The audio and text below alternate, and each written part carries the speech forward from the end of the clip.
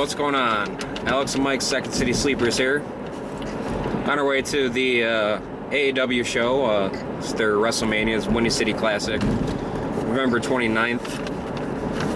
If you're not here, you don't know wrestling. I'm sorry about the camera blacking out, but it's at night and lighting's not that good. Well, I might fix that right now. And there you go. But yeah, we're going to talk about the AEW show in our next episode, which we are going to record on the way home from it. But right now, we want to touch base on a couple of recent events in WWE, mainly Sting coming back, and we want to touch base on the whole new CM Punk controversy thing with him pretty much coming out about how he left and how he got fired. Departed, yes. But want to go and touch base on the Sting thing real quick here. Alex, do you want to start, or do you want me to start with Sting? So I can start it off. It's amazing seeing Sting in WWE finally. The way they did it was great. The way he came out was okay. The way him and Triple H faced off at Survivor Series was great. I only had two problems with when he came out. Number one is, of course, when he came out was with Titantron and the music. Music was terrible for him. Titantron, like 3 seconds into it, they showed his face on the screen. I thought that was a bad move. I thought you needed to kind of build up to somebody big coming out and not kind of blow it right away by the Titantron. But regardless, it was still a huge pop when he came out, and it stings. So he would come out, and, you know, him and Triple H just stare down for like 20, 30 seconds, and they kind of looked around to the crowd. Gave the fans their moment. Yeah. Then he would kick him and did the death drop, which was awesome. But then that goes up to my next problem, would be Triple H and Stephanie were knocked out for damn near 5 minutes. I didn't understand that. I mean, yeah, watch it. There it goes. Turn. Sorry about that. But no, Stephanie and Triple H being knocked out for 5 minutes after all they went down. I thought it was kind of stupid because I don't think their caliber should be knocked out for that long. I know you kind of agree on this. Yeah, when it gets to mine, I'll speak on it. Yeah, but regardless, you know, Sting coming back, outstanding. Could it have been done a little better? Yes, but could it have been done a lot worse? Yes, it could have. But WWE did a good job of bringing him back. I was disappointed that he wasn't there on Raw, but at the same time, they did a decent job of kind of not forgetting the fact that he was on Survivor Series the night after, with Triple H bringing him up on Raw. But yeah, I foresee a Sting versus Triple H probably. And the match probably won't be that great, but it'll be awesome to see those two in the ring together. Which it doesn't need to be great as long as you get what we want. Yeah, Sting's got to win that, but knowing Triple H, you never know. Yeah, so see your take on that. All right, I got 50-50 take on that. I feel like the kid in me is like super stoked. I got to see Sting in WWE. That's phenomenal. That's amazing. And the kid in me, or not the kid in me, but the other side of me is like, well, you know what? He was that holdout. He was that WCW flag bearer. And I think I need to let that shit go because, let's face it, WWE's done. You know, or WCW's done, excuse me.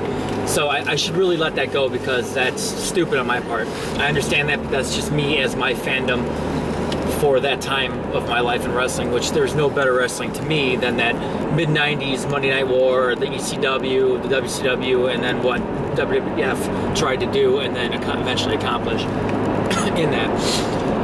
I agree with Alex. I didn't really watch the video too much on it, on the Titantron, so I didn't see that they showed him beforehand. Obviously that happened. That's poor. They shouldn't have done that.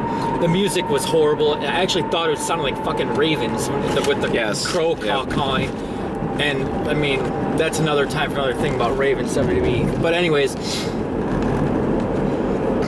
Sting coming. Why couldn't we got the violins? When they did the 2K15 video game thing, that should have been his intro for WWE. If they could have done that, they could have made that place just come unglued. I mean, it was a very good pop, definitely the biggest pop of the night, or at least my taking with the biggest pop of the night, not being there watching it. And they failed on that. Now, when they showed them and the crowd kind of gasped and they realized what was going on, it was amazing. It like McMahon actually said, this is a night that you won't forget. Now, granted, you forgot everything else about that pay-per-view because that pay-per-view to me was garbage, but we got a great Sting moment. His great WWE moment. The stare down, like Alex talked about, was amazing. And Triple H sold the shit out of that Scorpion Death Drop, or he got a headache from it, one of the two. And it was good. Now, yeah, I do have the same fault, like how all of a sudden when Triple H and Stephanie can get an elbow, or Stephanie falls off the ring apron and Triple H catches them and they're both knocked out for 5 minutes, when the man can take a beating from Taker at WrestleMania, just say 2 years before that, or he have that wrestling match not long ago when he wrestled, and you know what I mean? He can take a beating from it, Lesnar, etc. And how he's knocked out by that, and how Stephanie just had a match a couple months ago, it was at SummerSlam, and she took a beating and looked really good coming back.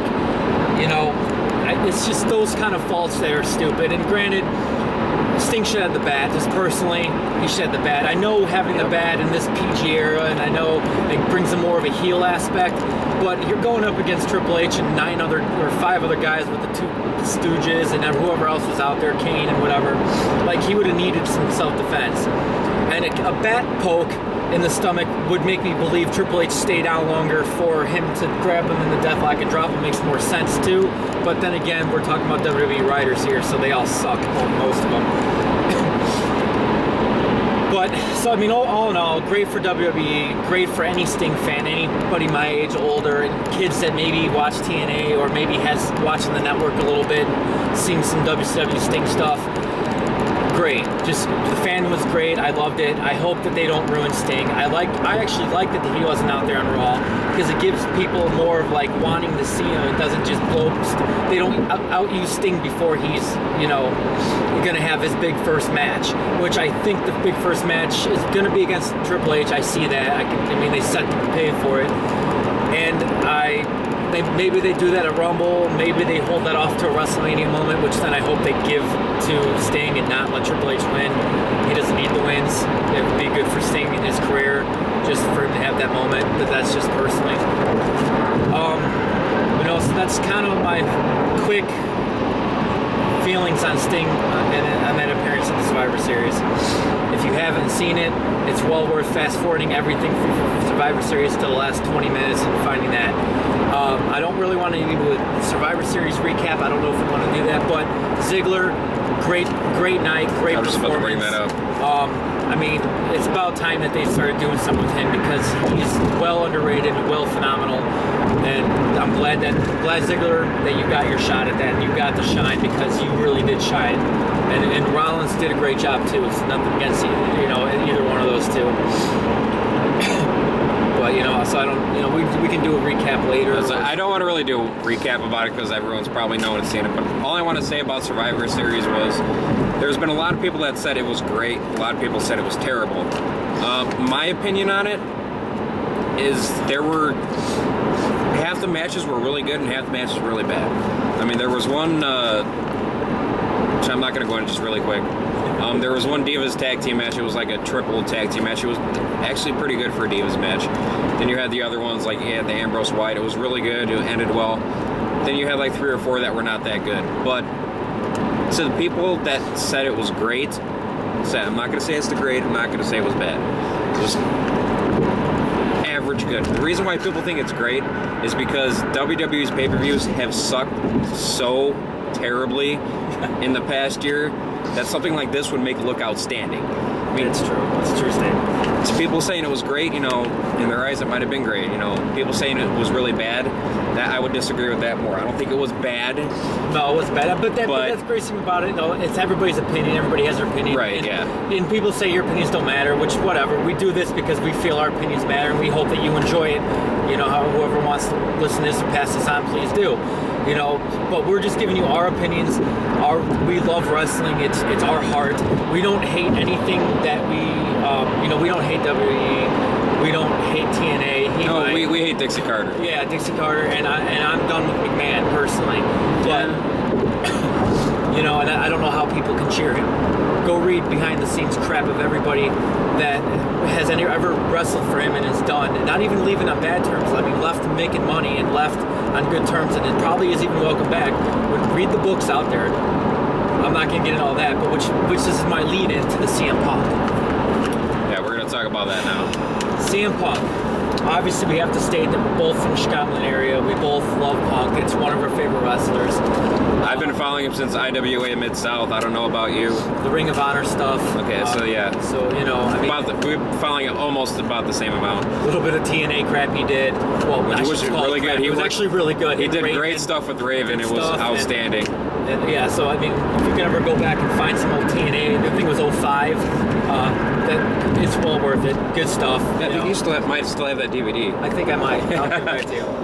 Give me that Epic DVD while you're at it. Let me borrow it again. Sure. But yeah, you know, the CM Punk stuff, you know, he came out, Cole Cabana had his weekly or monthly podcast. I don't normally listen to it, but he did a CM Punk interview, and Punk finally came out and basically aired everything that happened leading up to it the last couple of years. We're not going to break down the podcast. I don't think that's what we should do. Maybe I'm just going to go through. I'm just going to go through. Yeah, like a couple of the more prior points. We're going through a pay toll right now. So, how are you? Good, man. Keep rolling. Keeping rolling. But yeah, CM Punk. A lot of good points there. Quite a bit of it, I would say, was true, but I'd say there might have been some of it that All right, man. You have a good night. He could have been a little heated in the heat of the moment, and he might have overly fabricated some of the stories. I'm not saying he's lying, but there's a possibility that he might have just got overheated, and some things might have been said that weren't 100% true, or truth might have been stretched. But, you know, we don't know that. Yeah, we for don't. Sure. I mean, we're speculating. I agree. I think that there's probably a good 85 to 90% of that was true. His rants, or not his rants, but just speaking about everything that bothered him over the last couple years. And see if I can remember something real quick. He had he had a staph infection that was bothering him for a long time. Yeah, he had a lump on his back. And doctors kept saying, "Oh, it's fine, give antibiotics." He was taking antibiotics for a long time, 6 months or something like that. Never got fixed. He wanted to get more opinions, and he was beat down. He wanted, you know, take a break. They kept pushing him out there,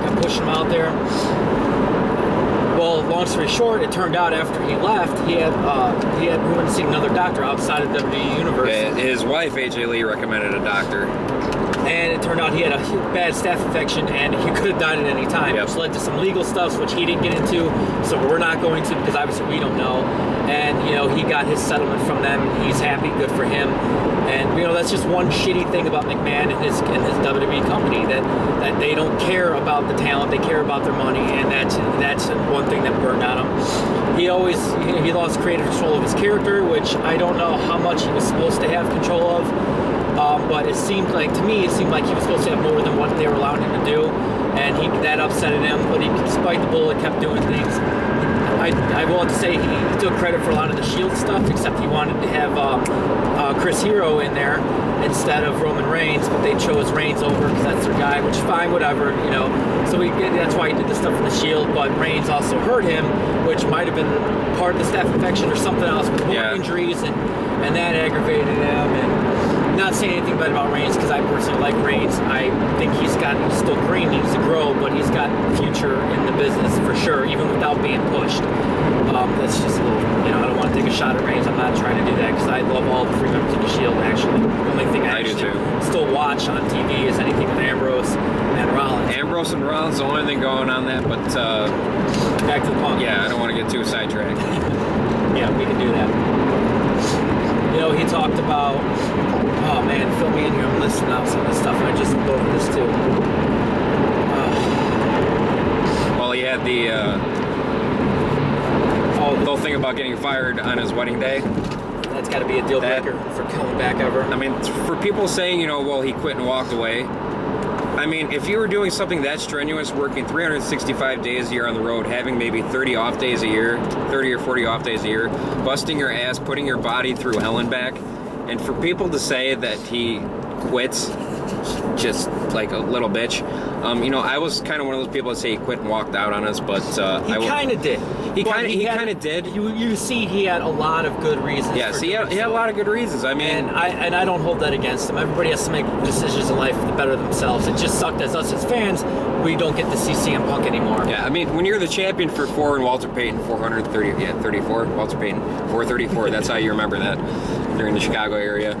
When you're the champion for 434 days, and then you basically get shit on by the company with putting him in weak tag matches against Generation X, I mean, even though those were great matches, I mean, he was teaming with like Daniel Bryan, I think, a couple times, and outstanding matches. But for someone who was one of the longest reigning champions of all time, is modern era longest reigning champion. The way they kind of shit on him after that, I mean, it all started with him losing to The Rock at Royal Rumble. Yeah, he pitched losing. He didn't have a problem losing to The Rock, but he pitched it at Mania so he can headline WrestleMania with maybe a 3-way with Cena. So maybe Rock and pin Cena, and then they can start their feud, or Cena and Rock can start their feud, or however they wanted to do that. Which that would have been cool, because then it also would have been 500 days, as Punk pointed out in his interview in his podcast. I mean, that Cole Cabana's podcast. Sorry, I don't want to mess that up. Yeah. And that would have been cool. 500 days. He lost on his 500 days to be a 500 champion. That's a nice little legacy to hold on to. And then he had his WrestleMania main event moment, and that's what he wanted in life. And he was fine with not getting that. I don't want to make it look like Punk's crying here.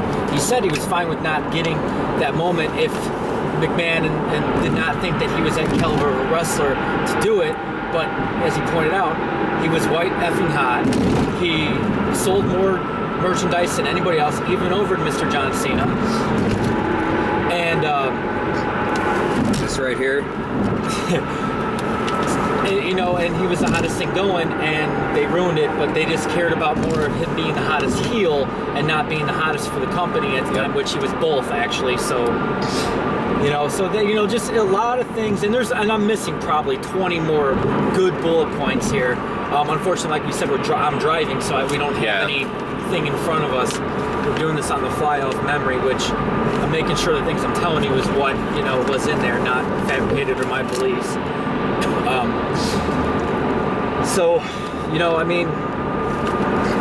Punk, I lost my train of thought. But I'll get into one more thing real quick, then we'll wrap up the video. There was one thing that came out today. I don't think I talked to you about this earlier. Triple H responded personally to the whole CM Punk thing. I think it was on Bleacher Report. Oh, I haven't read that yet. One of those wrestling websites. There's a couple things that came out about it. Triple H came out and basically called, not in the exact word, but he called CM Punk a bitch. And he's putting him on his reject call list, so he can never call Punk to try to come back.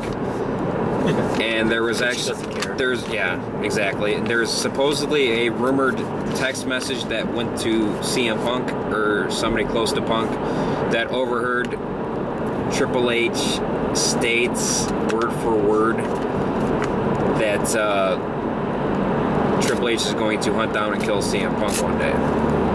I mean, that's figuratively speaking, but yeah. But when you're the COO of the company or whatever the hell he is, CEO, whatever, it's just bullshit, asshole, big nose motherfucker. I don't hate Triple H that much. Oh, I just hate that he's being a dick about this, but instead of being an adult and being professional about it. But for you to go out, if this is true, I mean, this is just a rumored text message. I mean, it's probably BS. It's probably BS, but if it is, I mean, when you're one of the higher ups and you're going to send out a text message that you are going to kill and kick someone's ass, CM Punk specifically, that's just not right. I mean,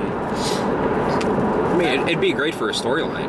Yeah, I didn't read that. I don't know. I doubt it's true. I mean, I'm not trying to be the Triple H lover here. Personally, I will state that I am a Triple H fan. I've always liked Triple H. But he's not a better wrestler. I mean, in ring. I mean, he's got more combinates, but probably because of who you're married to.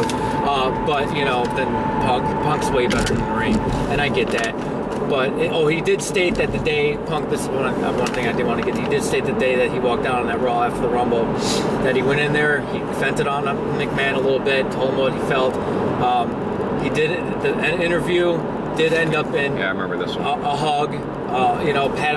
Vince hugged him and Punk. Yeah, Vince. Whoa. That's right, we got it.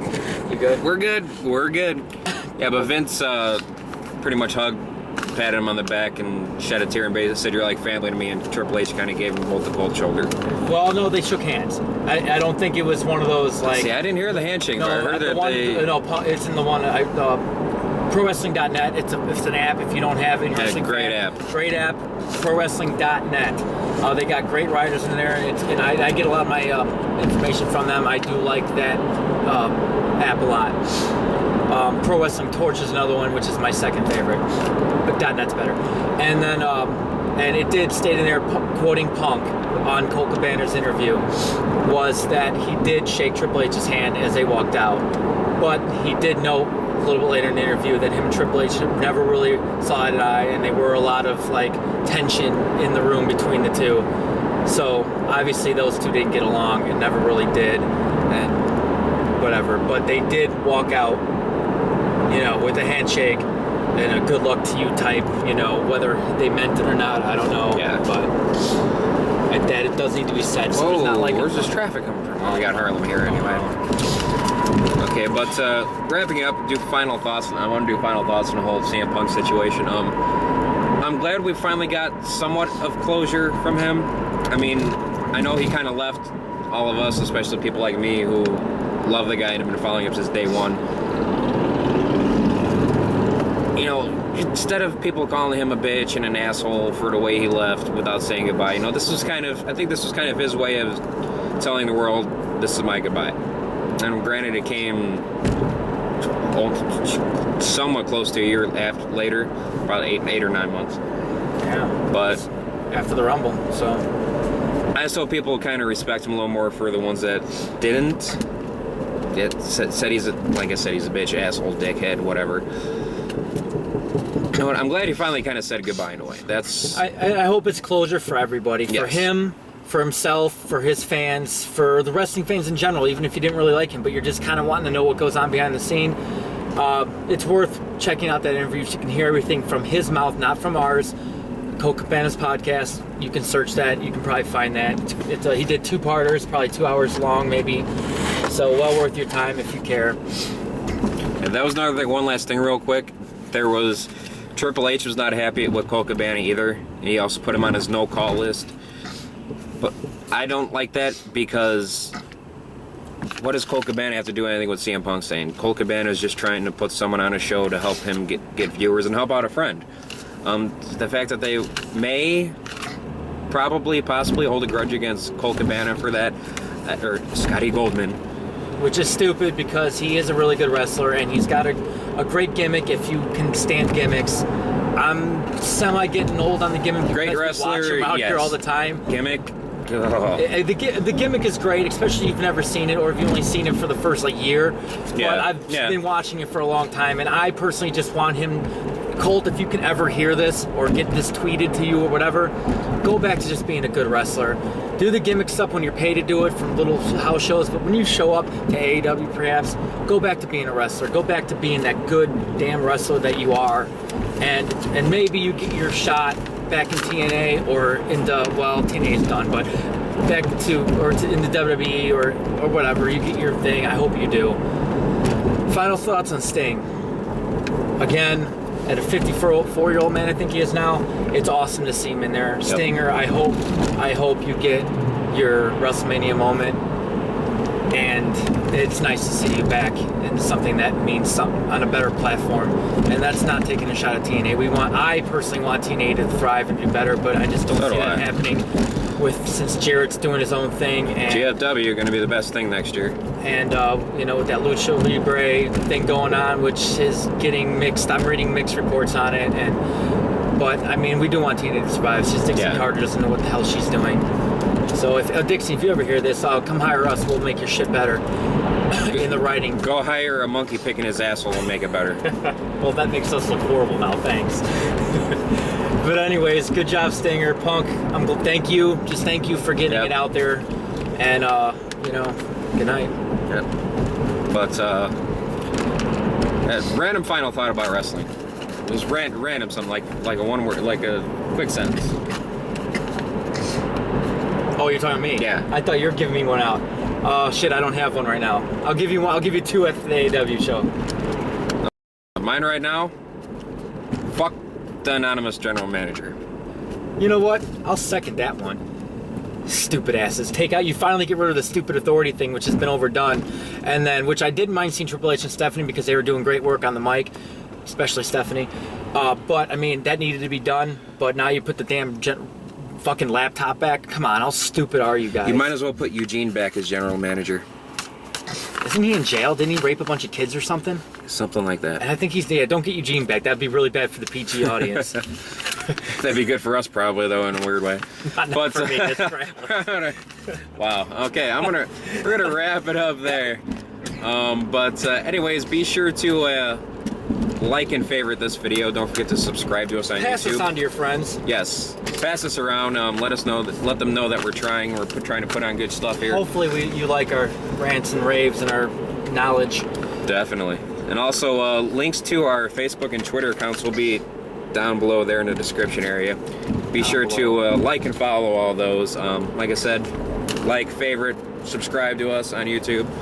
Share our videos as well. Try to help us out a little bit here. It only takes one click of a button. I know 2 seconds to some people is a lot. It's hard, man. It's hard. It's a hard life. It's a hard life. But sorry, I'm done. we're gonna wrap this up. Be sure to watch our next video, which we're gonna record here in probably about 3.5 hours.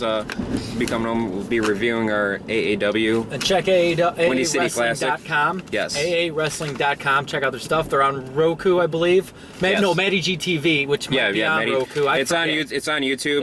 It's on YouTube. They have random videos of matches in the past. Check that out. Check it out. You'll see what we've been raving about. Like I said, probably the best thing wrestling's got going on in the Chicagoland area. Possibly better than TV too, as some would argue. I would argue it.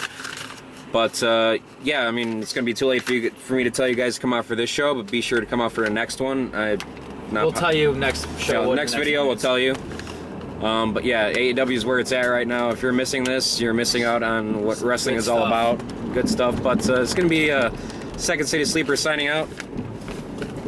As always, guys, take it easy.